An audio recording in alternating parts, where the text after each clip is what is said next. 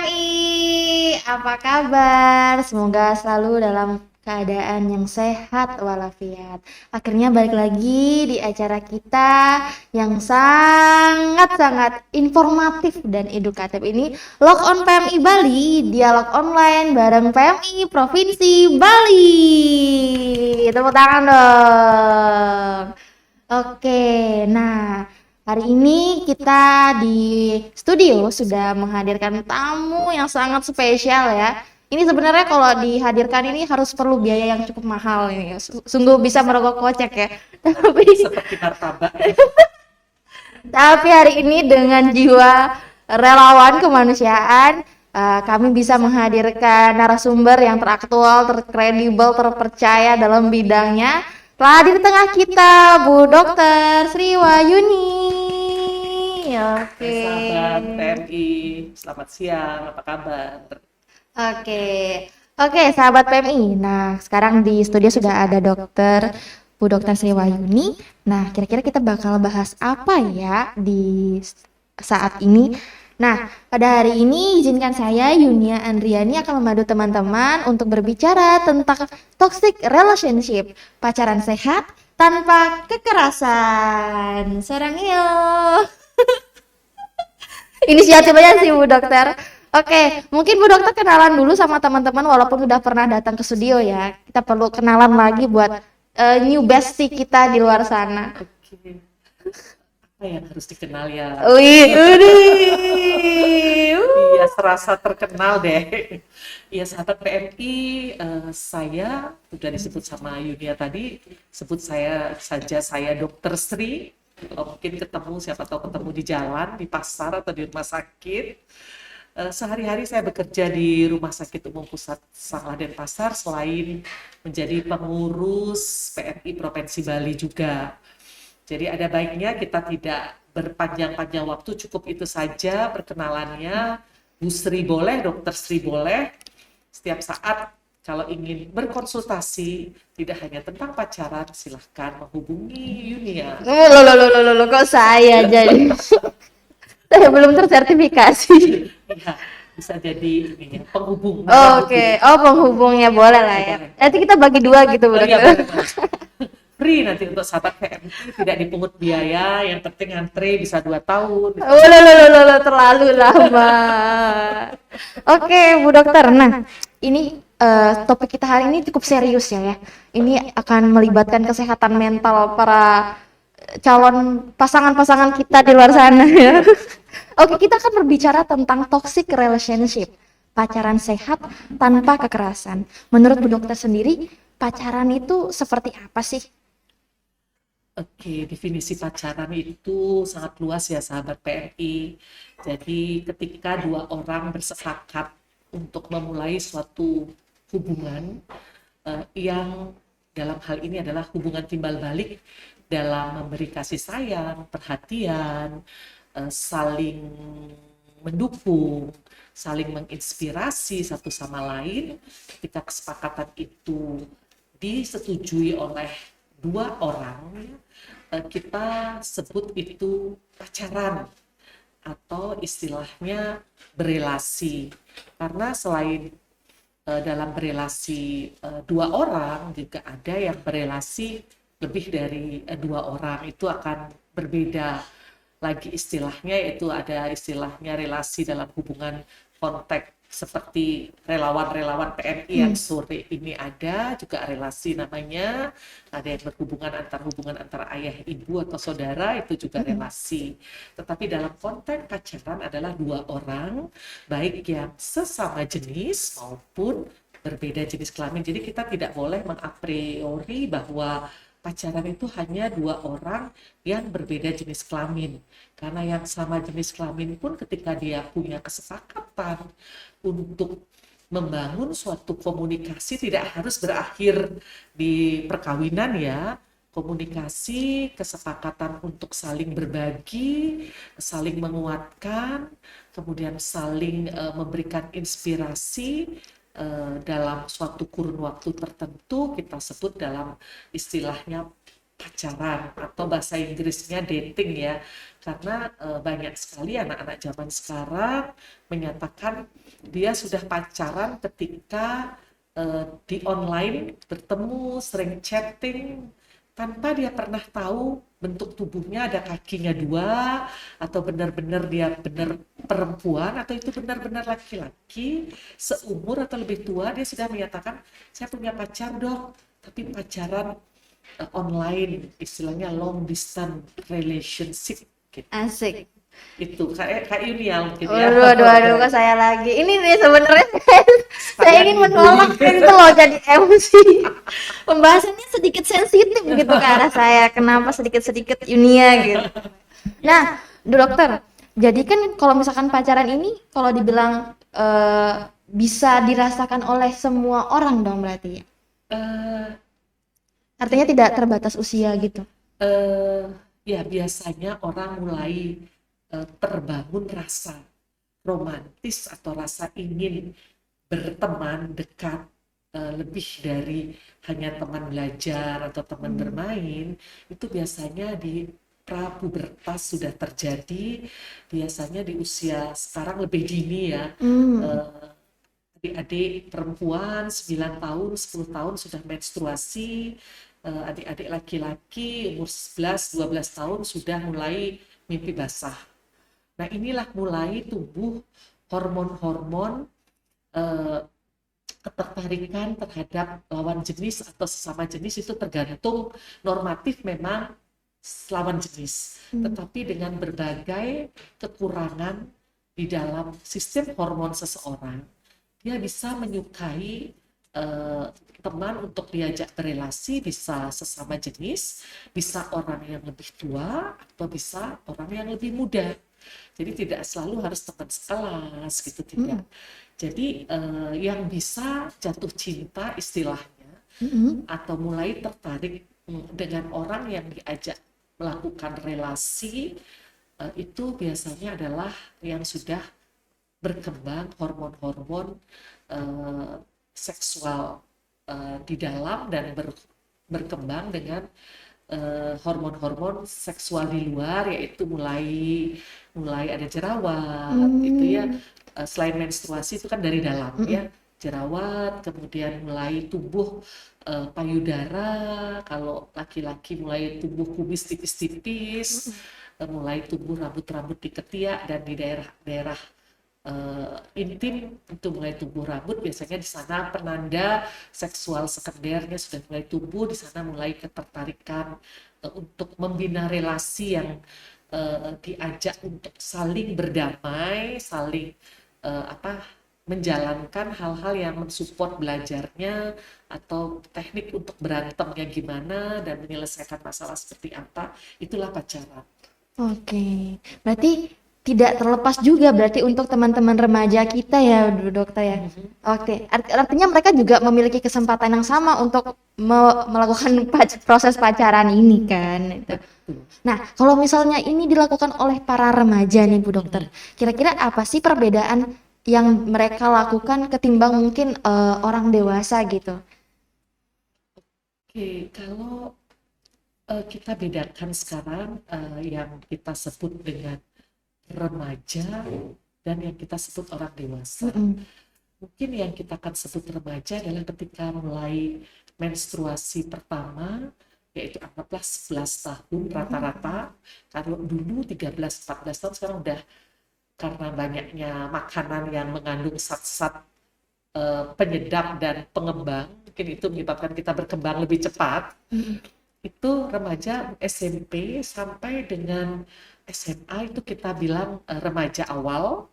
Dan remaja lanjut masuk ke dewasa untuk undang-undang perlindungan anak adalah 18 tahun. Jadi kalau di masa remaja biasanya mereka adalah sama-sama ingin menyamakan persepsi, hobinya jalan bareng, terus ya kayak kesana kemari gitu ya, menyemangati untuk misalnya les, untuk ikut kegiatan ekstrakurikuler bareng, nonton bareng, untuk dengan juga sahabat-sahabatnya yang lain ataupun berdua. Itu tidak dengan tujuan dia adalah pasanganku sehidup semati, itu belum. Ya masih dalam mensupporting untuk bagaimana mencapai tujuan, mungkin mencapai cita-citanya, jadi top model, jadi YouTuber, Jadi atau pionir gitu lah ya ya. betul. Jadi inspirasi masing-masing menginspirasi, tidak harus sama, tapi bagaimana menghargai dan mensupport satu sama lain. Oke. Ketika sudah di jenjang mahasiswa, itu akan punya pikiran yang berbeda bahwa pacar saya ini akan bisakah dia menjadi pasangan saya kelak sekali dalam seumur hidup saya. Di masa di bawah mahasiswa belum berpikir seperti itu, masih berpikir having fun. Oke. Berarti kalau misalkan masih remaja nggak apa-apa lah ya, belum terlalu memikirkan, kamu harus jadi suami aku nih, kamu harus jadi istri aku nih. Nggak ya? Ya, tidak. Yang kita bilang toksik itulah. Ya, Oke. yang kita bilang toksik adalah ketika SMP Mm-mm. pacaran, Mm-mm. dialah satu-satunya dalam hidupku, tidak boleh ada yang lain. Jadi Oh. posesif jadinya. Tidak boleh Ah. berteman, tidak boleh sama teman lain, chattingnya diperiksa gitu Waduh, ya. waduh. Itu hobinya kayak Yohana katanya. Ya, Yohana memang begitu, jadi Oh. kembali semua gitu. Jadi ketika salah satu berperilaku toksik penuh dengan aturan dan larangan, sehingga tidak membiarkan me time dengan sahabat-sahabatnya tetap berjalan, ini yang sudah masuk ke dalam sesuatu yang toksik. Hubungan ini sangat-sangat tidak sehat untuk dilanjutkan. Oke. Jadi apalagi mengancam ketika eh, dia selingkuh terus langsung minum Obat. minum paracetamol 100.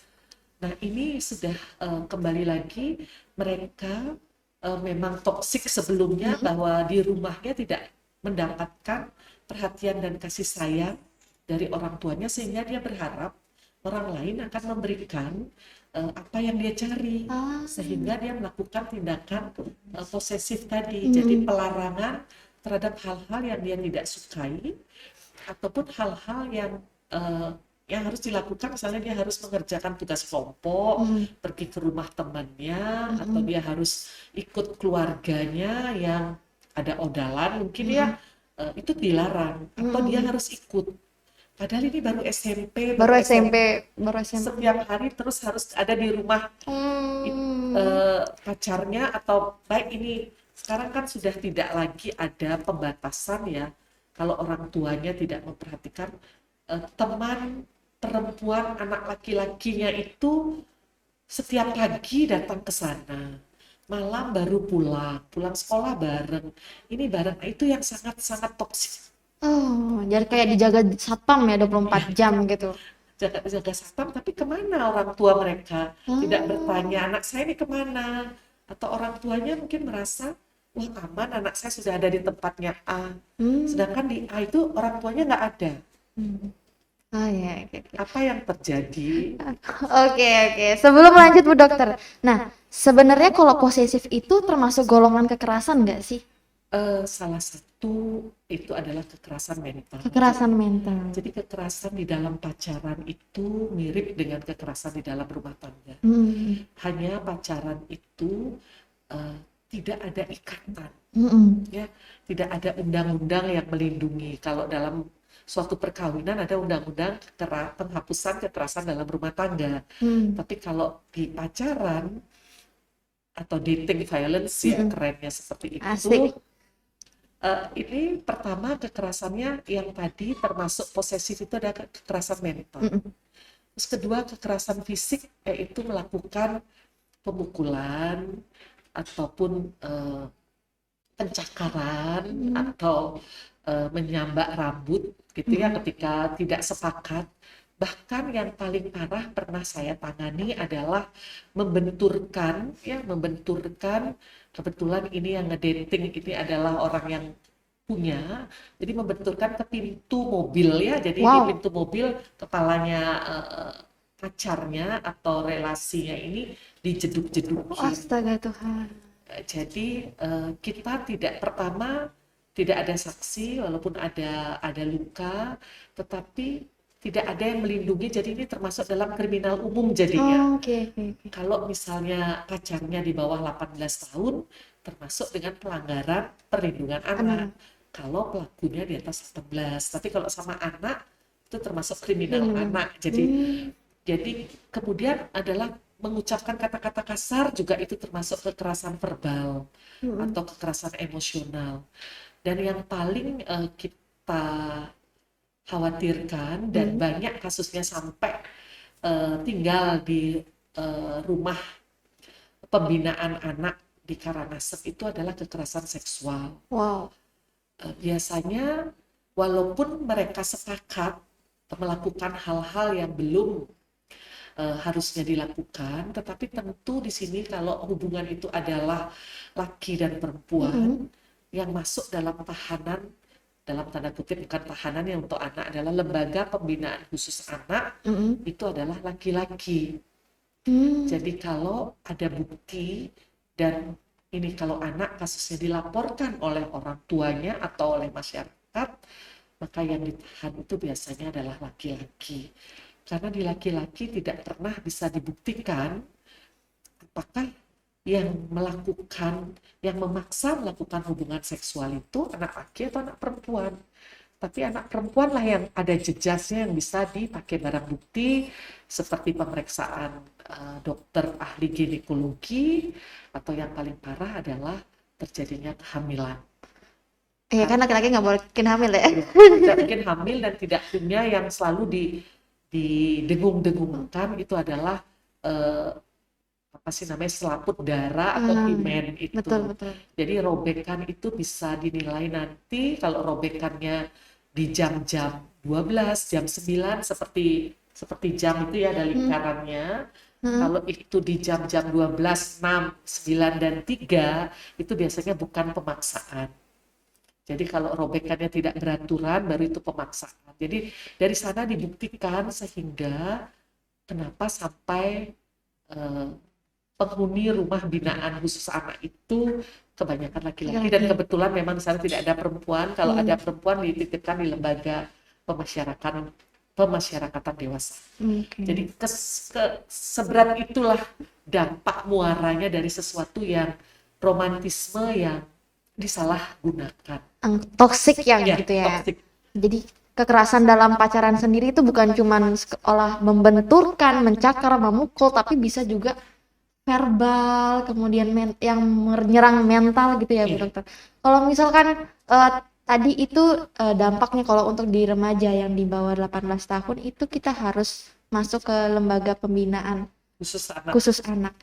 Memangnya ada sebelumnya yang tidak dibina di sana setelah melakukan kekerasan atau dalam toxic relationship itu? Biasanya kalau tidak dilaporkan, kasus-kasus anak itu kan terlaporkan oleh pihak keluarga. Kalau dewasa kan harus yang bersangkutan melapor.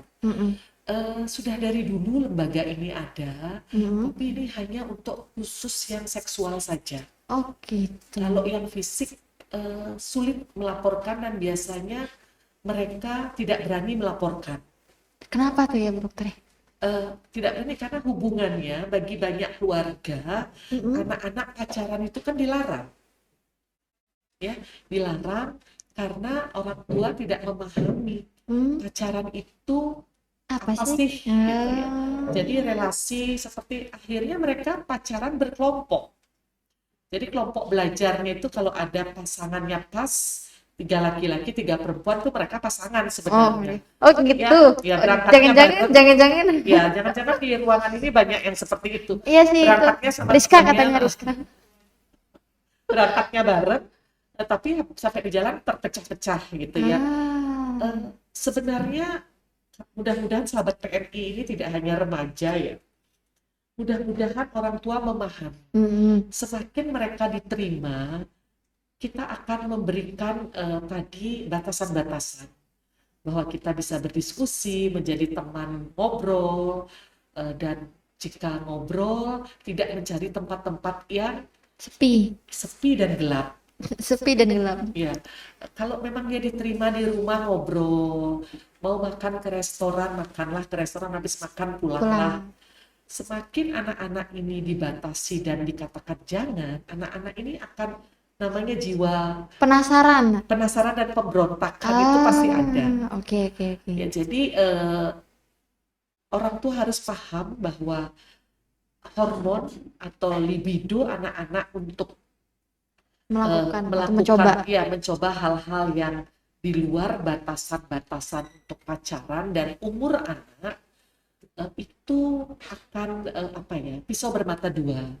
Mungkin lebih baik kita menjelaskan atau sahabat PMI mengenali area-area erogenik yang jangan boleh pacar atau teman dekat, karena ada persahabatan yang tanpa ikatan itu menghalalkan perbuatan-perbuatan yang di luar, yang harusnya dilakukan dalam suatu ikatan perkawinan, tetapi dilakukan di luar ikatan perkawinan itu banyak.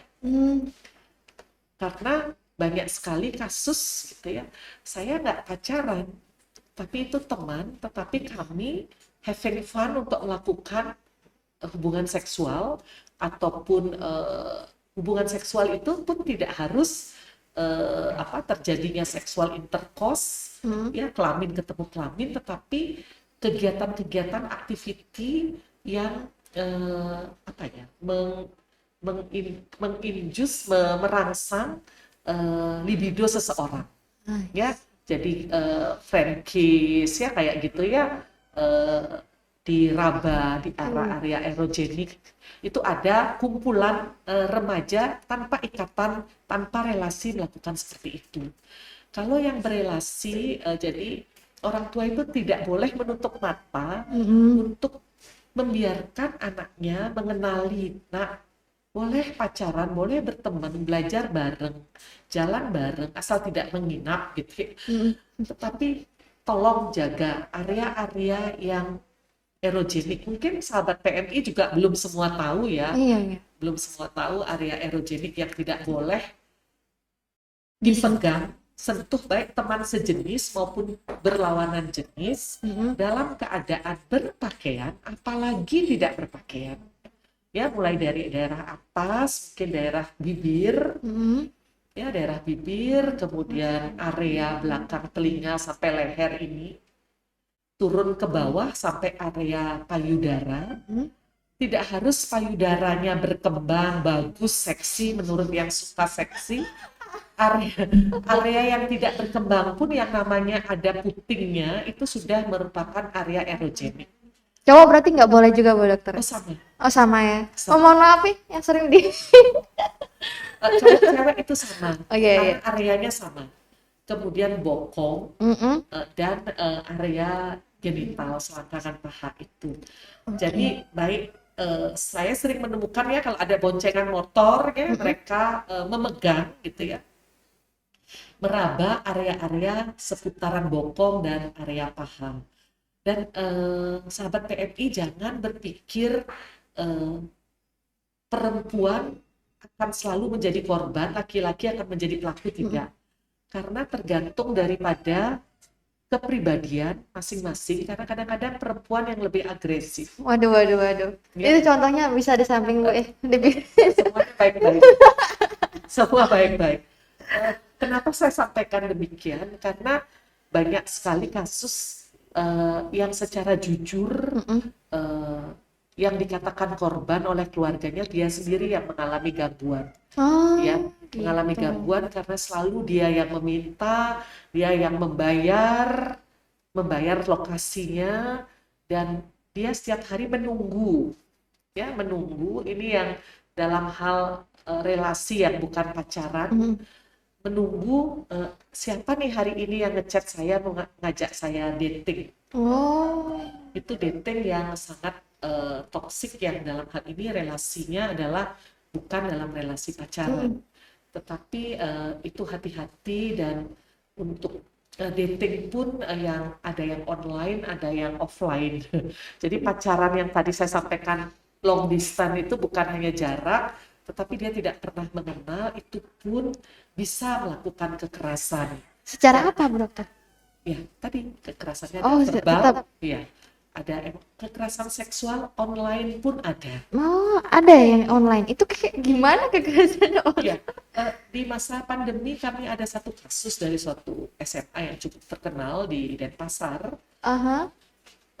Mereka melakukan seks online dan tanpa disadari itu di recording. Ketika dia tidak mau melakukan lagi, eh, itu sudah dilakukan penyebaran apa sih namanya? Dokumentasinya. Ya, dokumentasinya Oke. sudah di-upload. Mm-mm.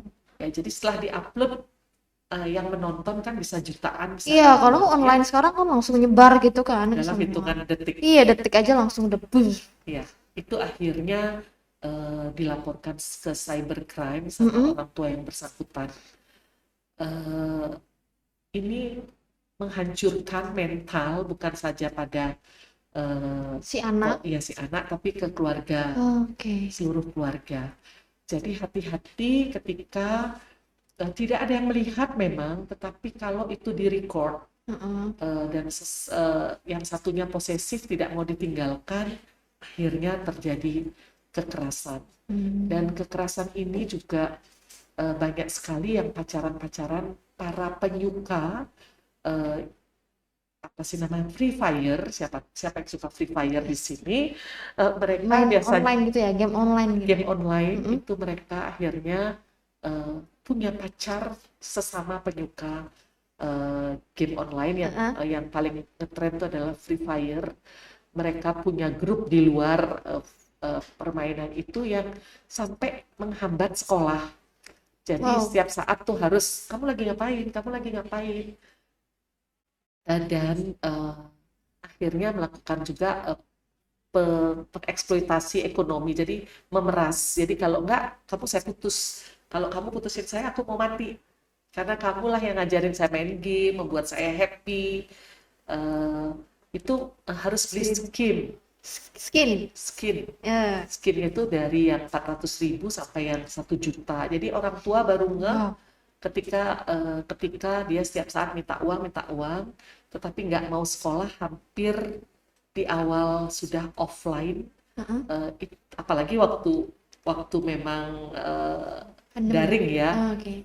Jadi setelah harus masuk dia tidak pernah masuk lagi, dan ini kebetulan siswa kelas 2 SMP. Dan kita juga cybercrime juga belum menemukan apakah yang mengaku perempuan sebagai lawan mainnya ini adalah Bener-bener perempuan ya. Apakah itu cuma acting gitu? Ya, karena di foto profil pictures-nya itu perempuan. Oke. Ya, karena rekeningnya yang disasar itu rekeningnya dengan 2 alamat berbeda. Ya, jadi ini tingkatnya sudah ke arah kriminal, tetapi yang satunya istilahnya sekarang bucin. Ya, malah yang cowok yang bucin ya beberapa kali mengancam bunuh diri ketika dilarang lagi untuk memegang HP dan lain sebagainya, seperti diceraikan gitu ya, diceraikan. Nah, yang online saja berdampak negatif, apalagi yang memang kita relasi pacarannya itu langsung tatap muka ya. Terutama kalau yang salah satu sangat kekurangan perhatian, kasih sayang, dan kesempatan berkomunikasi yang sehat di rumahnya. Jadi sejak dini dia selalu mencari orang-orang yang memberikan perhatian dan mendengarkan dan memberikan kesempatan dia menunjukkan kehebatannya, kemampuannya, dan terakhir punya uang. Ya, sampai kadang-kadang mencuri kan untuk sesuatu yang menyenangkan hati pasangan. Hati pasangan gitu. Oke, jadi berbagai macam bentuk kekerasan di berbagai media online, offline juga ada dengan berbagai tingkatan. Bahkan sudah sampai ada yang bisa disebut dengan kriminal ya, akibat adanya toxic relationship ini. Betul. Jadi kekerasan tuh bukan cuman fisik saja, tapi juga mental dan emosional dan kekerasan ekonomi juga. Jadi memaksakan untuk mengirimin A, mengirimin B, mengirimin sesuatu, itu kan juga termasuk kekerasan di dalam hubungan yang toksik ini. Oke. Nah, kalau gitu Bu Dokter, udah tahu nih pengertiannya apa, jenis-jenisnya, bentuk-bentuknya, dan dampaknya juga tadi sudah sempat disinggung ya. Mungkin yang paling parah itu adalah sampai harus masuk ke tempat Pembinaan pembinaan. atau Kalau yang paling parah mungkin percobaan bunuh oh diri. ada ya Ya, percobaan. Oke. ya. Kalau yang dibina itu adalah yang dituduh sebagai pelaku, padahal itu adalah kesepakatannya dia melakukan bersama-sama. Karena dia laki-laki, tidak ada bukti, yang ada Ya, bukti di perempuan, perempuan. ya, Itu akibat dari toxic ya relationship akibat ini. dari toxic relationship. Jadi bisa apa namanya lakukan percobaan bunuh diri, kemudian bisa juga masuk ke tempat pembinaan walaupun sebenarnya dia tidak bersalah ya gitu. Dan mungkin juga bisa jadi eh, istilahnya aib buat dirinya, buat keluarganya juga karena akibat dari toxic relationship Ya. ini. Pertama mungkin depresi dulu. Oke, dia Kan, tahap-tahapnya dia ya, ada tahap-tahapnya juga ya. Wow, tahap-tahapnya sebelum itu adalah pertama cemas, cemas. takut Oke. diputus karena dia sudah merasa tergantung. Mm. Ya, karena ini hubungannya tidak sehat. Tidak Kalau hubungan sehat sama-sama, oh kamu lagi belajar ya belajar aja. bisa Ya, menerima ya Bu ya Dokter. Ini posisi pengalaman banget sih aku. kasihan, Kasian. ya punya pengalaman Oh, tapi tidak harus oke. trauma. Oke, Ya, oke lanjut. depresi, kemudian dari depresi ini ada keinginan-keinginan mengakhiri hidup, Wow. kemudian jadi depresi karena darinya dia baik-baik saja dengan pacarnya, tetapi karena pacarnya dilihat dan dia mungkin dilihat tidak, ya orang yang tidak sekolah, tidak mampu, akhirnya dilaporkan bahwa Ini bersalah. ya ini bersalah selain karena hamil. Oke. Ini biasanya pada eh, pekerja-pekerja yang di bawah umur. Ya kan dia sudah kerja, jadi dia pacaran dengan sesama kerja. Kan sebenarnya tidak boleh kerja di atas 18 tahun kan. Mereka sudah putus sekolah dan akhirnya nasibnya seperti itu. Jadi sudah tertindas pula. Nah, dampak yang paling parah sering kita dengar karena putus pacar bunuh diri atau mengalami depresi yang lebih berat, yaitu psikotik ya, jadi ya, bicara-bicara sendiri, senyum-senyum sendiri gitu ya. Oh, Jadi sering tadi itu Marlina tuh yang namanya Marlina itu sering bicara-bicara sendiri sampai takut saya Bu Dokter. Tengah malam bicara-bicara sendiri. wah, itu perlu konsul lebih lanjut Oh, ya ya. ya bisa langsung. Ya, itu dampaknya yang paling berat untuk toxic relationship ini. Mungkin sekalian tipsnya ya. Iya, langsung. Nah, ini yang mahal ya, mungkin sobat PMI langsung disiapkan catatannya. Ya, bagaimana menghindari toxic relationship ini? Pertama, hubungan itu harus berdasarkan memang saling membutuhkan, itu dulu. Gitu loh. Sehingga kita bisa berkomunikasi yang sehat. Tidak satu bersifat otoriter terhadap yang lain, karena mungkin otoriternya karena dia punya uang, atau karena dia datang dari kalangan yang lebih daripada pacarnya atau relasinya. Ketika itu sudah terjadi di awal, lebih bagus kita Menghindar. bubar. Lebih Ya, baik. tidak boleh ada dependen karena dia sering ngasih saya makan, makanya saya mau dengan dia, atau saya membutuhkan dia karena dia punya motor, karena dia punya makan atau punya uang, tetapi kita seperti tadi kita ditindas. Jadi tidak boleh berteman, kalau ada acara keluarga nggak boleh ikut, atau hal-hal yang mengekang privasi kita. Kemudian kita tidak dikasih, pasangan melarang, salah satu dari pasangan melarang untuk kita meningkatkan kreativitas kita di bidang yang kita sukai. Harus mengikuti apa yang dia sukai. Salah satu saja melakukan itu lebih dini, lebih baik, bahwa kita memang sudah tidak cocok lagi berelasi. Relasi yang sehat itu adalah relasi yang saling menghargai, saling menerima kekurangan masing-masing untuk akhirnya menguatkan kekurangan itu. Jadi kelebihanmu adalah kelemahanku, kelemahanku adalah kelebihanmu. Kalau itu terjadi, kita bisa kayak puzzle. Jadi apapun yang terjadi, kita bisa menerima kekurangan itu, dan kita bisa bersama-sama berdiskusi, mencari kelemahan dan kelebihan daripada keputusan masing-masing. Mm-mm. Ya, seperti untuk nanti melanjutkan sekolah, oh kamu harus sekolah di sini, aku suka ini. Ya, kalau kita tidak suka, kenapa harus dipaksa? Dipaksakan, asik. Jadi asal ada pemaksaan dalam hal-hal, jangankan pemaksaan ini baru keinginan dan kesenangan, apalagi pemaksaan untuk menyentuh area-area yang erogenik, mohon maaf, untuk membuktikan cinta bukan ini cara. Waduh. Selamat tinggal, bye-bye. Itu, kalau bisa begitu, baik itu laki maupun perempuan, saya yakin kekerasan, toxic relationship tidak akan terjadi, korban-korbannya akan menderita seumur hidupnya. Kalau kita sudah dependen, tergantung dengan pasangan, tidak akan ada hubungan yang sehat selanjutnya. Oke. Saya kira itu. Tapi itu kan mungkin bisa dilakukan dari diri sendiri ya, Bu Dokter. Betul. Nah, mungkin sebagai remaja nih, kita bilang sebagai remaja karena yang pacarannya sedang bergelora itu kan usia-usia remaja gitu Betul. kan. Kira-kira apa sih yang bisa mereka lakukan? Mungkin untuk teman-teman yang sedang berpacaran atau mungkin sebagai upaya mereka untuk mencegah adanya toxic relationship itu semakin menyebar. Untuk remaja, kembali lagi, ini sesinya tadi remaja ya. Iya. Tadi soalnya general mungkin ya. Nggak, kalau dewasa beda lagi. Oh gitu. Nanti kita buat sesi baru kalau Iya, itu. Ini khusus remaja dulu. Iya. Untuk remaja yang sedang bucin gitu ya. Asik. Jadi budak cinta harus tentu di sini ada peran orang tua untuk menambah aktivitas fisiknya, apakah berenang, apakah olahraga atau apa, bersama-sama dengan orang yang dia sukain. Jadi jangan dilarang. Kalau dilarang ini malah melakukan hal-hal secara sembunyi-sembunyi, baik yang langsung ya, yang langsung ataupun yang online. Karena keduanya ini sangat berbahaya dari segi mental dan dari segi fisik, yaitu ya jadi malas, tidak mau keluar, tidak mau belajar. Untuk remaja yang sedang jatuh cinta itu normal, ya. Namun pacaran yang sehat itu perlu dipikirkan.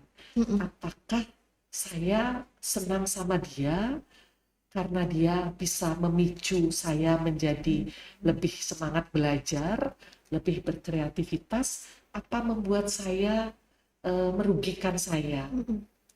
Karena memang normal di umur-umur remaja ini dorongan-dorongan untuk berpasangan, untuk punya pasangan, kalau tidak dibilang jomblo seperti yang di sebelah saya gitu ya. Sebelah sana kan Bu maksudnya ya, sebelah sana gitu. Sebelah sana. Itu Menolak. Ya, jangan. Ya, harus bisa menyalurkan energi untuk punya pasangan itu dengan berkegiatan yang positif. Suatu saat pasti kita akan ketemu orang-orang yang memang sama-sama membutuhkan, sama-sama ingin mendengar dan didengarkan. Karena kalau hanya kita saja yang suka sama seseorang, kalau kita tidak mendapatkan ngamuk di rumah, itu kan sudah toksik sebelum ada relasi. Sebelum punya pacar sudah marah-marah dulu, Pak. Itu namanya cinta bertepuk sebelah tangan kalau waktu zaman saya dulu. Masih di zamannya Kak Yohana gitu tapi. Ya, jadi buat adik-adik, salurkanlah keinginan untuk mempunyai pacar atau punya pasangan untuk diajak dating, untuk diajak ngedate itu dengan aktivitas-aktivitas yang positif. Kalaupun ada ngedate itu di usia-usia remaja, apalagi kita belum punya penghasilan, mungkin ngobrol lah di rumah, atau kalau ada event ulang tahun atau event-event tertentu kita ngedate-nya rame-rame. Karena kembali lagi teorinya walaupun lama, kalau ke tempat-tempat yang khusus berdua dalam situasi gelap dan situasi sepi dan dorongan libido dari dalam secara biologis tubuh kita itu akan menghancurkan masa depan kita selamanya, karena berdampaknya akan kita lihat bukan hari itu tetapi beberapa bulan kemudian atau beberapa tahun ke depan. Akan merusak mental kita dan merusak fisik kita. Nanti itu kita bicarakan di next sesi. Next session ya. Soalnya ini agak mahal gitu ya, budgetnya cuma bisa sampai segitu. Nah, mungkin juga buat teman-teman yang remaja kalau lihat temennya itu udah Pacaran. ada ya pacaran dan sepertinya itu toksik, kita juga harus punya keberanian nggak sih Bu Dokter buat bantu mereka untuk melepaskan dari ketoksikannya itu gitu. Mungkin kapasitasnya mereka belum ya, nanti malah mereka dimusuhin. Oh gitu ya, berarti nggak boleh. Kecuali kalau mereka bertanya, Oke. "Oh, dia loh, aku nggak dikasih gini, aku nggak boleh main sama kamu lagi," misalnya begitu. Loh, kalau pacaran sehat itu kan kita tetap punya kebebasan. Hanya hari-hari tertentu ketika kita sudah tidak di jam belajar, mungkin hari Sabtu, dan hari Seninnya tidak ada UTS atau UAS, gitu. Mm-mm. Mungkin dia ngobrol berdua, iya, tapi hari-hari lain kembalilah kita menjadi anak-anak, menjadi sahabat, menjadi teman yang punya Waktu juga ya bersama. bersama tetap dengan sahabat. Jadi dunia bukan milik berdua. Betul. Emangnya situ aja yang punya tanah. Oke, mungkin jelas Bu Dokter Iya, pesan-pesan buat teman-teman khususnya remaja-remaja Indonesia ya di luar sana boleh. yang sekarang mungkin sedang jomblo atau sedang PDKT atau sedang dalam fase pacaran gitu, gimana.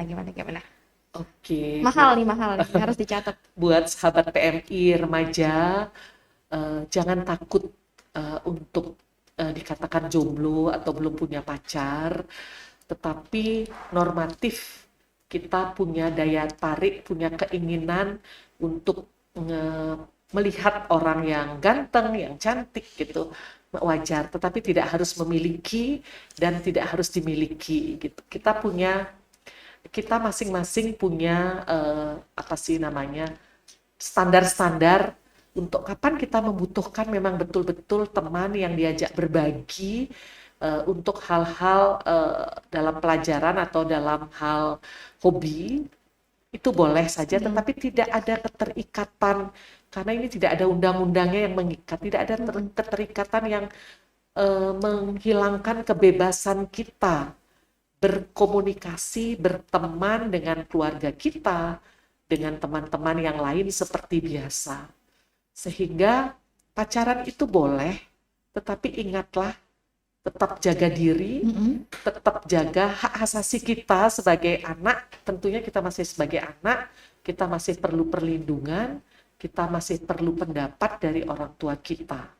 Ketika emosi kita berlebihan untuk memperjuangkan, saya harus setiap hari ke sana, atau dia harus setiap hari ke sini, cepatlah datang berkonsultasi ke psikolog atau ke psikiater terdekat, ada apa dengan saya. Secepat dini mengenali itu, berarti kita akan terbebas dari dampak dari toxic relationship. Oke, tepuk tangan mungkin semuanya bisa ya di studio. Oke, dari tadi selama kita berbincang Bu ya dokter ya, yang ngangguk-ngangguk tuh hanya beberapa aja, mungkin Kak Yohana, Kak Nindi, atau Kak Eka juga sangat serius gitu ya, mungkin dalam masa berpacaran Ya, gitu, takut sedang. ke toxic gitu. Yang nggak respon sama sekali nih, Senja sama Rizka diam-diam aja nih. Saya takut mereka ternyata nggak punya libido.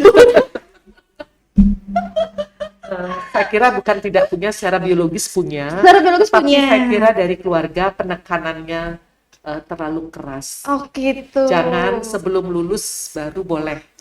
Tetapi normatif itu jangan ditahan, tetapi boleh melihat, oke, orang ini caranya ngomong baik ya. Seandainya nanti saatnya saya mencari yang seperti dia, itu boleh. Boleh dalam jurnal hariannya boleh dibuat seperti itu. Kayaknya salah satu dari mereka mungkin sedang fokus tentang cuan juga deh. Oh, pasangan belakangan. Nanti diambil habis ketika punya banyak, punya pacar tadi habisin. Awas hati-hati, ingat tuh. Itu toksik juga. Toksiknya mendatang gitu. Datangnya dari depan ya. Oke, mungkin itu saja karena ya mengingat kesempatan kita ingin membuat beberapa episode lagi. Ya, siap. Yang penting waktunya pas, siap. Untuk Siap. remaja Indonesia, apakah Untuk Indonesia maju. Ya. Ya. Oke, terima kasih Bu Dokter sudah bisa meluangkan waktunya untuk berbagi kepada teman-teman di seluruh Indonesia ya, mungkin bahkan di seluruh dunia tentang toxic relationship, pacaran sehat tanpa kekerasan. Jadi kalau boleh disimpulkan tadi sangat banyak pacaran itu adalah sebuah ketertarikan dan kesepakatan tidak hanya mungkin untuk dua jenis kelamin yang berbeda, tapi bisa juga dengan sesama gitu ya. Ada romantismenya gitu ya intinya ya. Kemudian untuk kekerasan sendiri tidak hanya fisik saja, tapi ada juga kekerasan mental, kekerasan emosional, kekerasan ekonomi bahkan ya untuk ketika seorang itu melakukan relationship yang toxic gitu. Kekerasan seksual lagi, Sat. Oh, kekerasan seksual. Nah, itu yang paling mungkin bisa dibilang berbahaya ya. Dampaknya sangat besar gitu. Tidak hanya juga, dan itu juga semua memberikan dampak-dampak atau memberikan pengaruh tidak hanya kepada para pelaku pasangan saja, tetapi juga kepada teman-teman dan kepada keluarga. Baik itu di masa sekarang dan juga untuk di masa yang akan datang. Nah, tadi juga dokter juga sudah sharing bagaimana tips dan trik untuk memiliki pacar yang sehat dan memiliki hubungan yang tidak toksik gitu. Dan itu sudah sangat banyak banget dan tentu saja diharapkan bisa diterapkan oleh teman-teman kita ya Bu Dokter ya, khususnya teman-teman para remaja sebagai generasi penerus bangsa. Oke, mungkin itu saja yang dapat kami sampaikan dalam sesi Lock On PMI Bali kali ini. Semoga apa yang tadi Bu Dokter sampaikan bisa nancep gitu loh di pikiran teman-teman dan mulai terketuk hatinya untuk mencari pasangan yang lebih sehat gitu. Tidak hanya sehat fisik tapi juga sehat mental ya, karena mungkin banyak yang udah crazy gitu. crazy di zaman sekarang. Harapannya sih seperti itu dari edukasi yang kita bagikan dalam Lock On PMI Bali kali ini. Terima kasih sekali lagi Bu Dokter sudah join di kita, dan terima kasih buat teman-teman di studio ya, 1000 penonton di studio ya ini ya, yang ingin mencari informasi tentang pacaran sehat tanpa kekerasan ini. Baik, dan sebelum kita mengakhiri edisi Lock On kali ini, aku mau ngingetin buat teman-teman semuanya, karena sekarang COVID lagi naik lagi ya, walaupun tidak langsung membludak. Buat teman-teman tetap selalu ingat protokol kesehatan. Dan mungkin itu saja yang dapat kami sampaikan. Saya Yunia, sampai jumpa di Lock On berikutnya. Bye-bye. Siamo tutti fratelli.